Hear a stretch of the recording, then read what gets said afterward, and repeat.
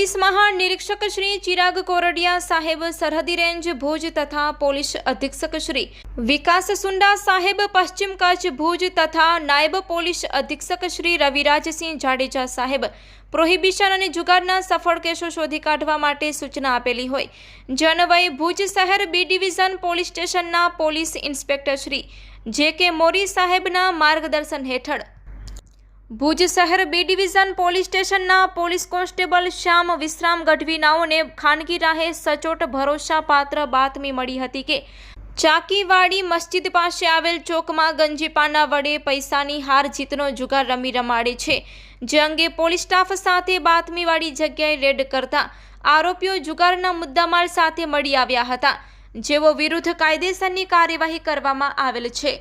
આરોપી છે કરીમ સુલેમાન શેખ, નૂર મામદ, અલી મામદ મોખા, મુસ્તાક મામદ ગગડા, અબ્દુલ મામદ ગગડા, ઇરફાન સલીમ લાખા અને અબુ બકર સુલેમાન કુંભાર।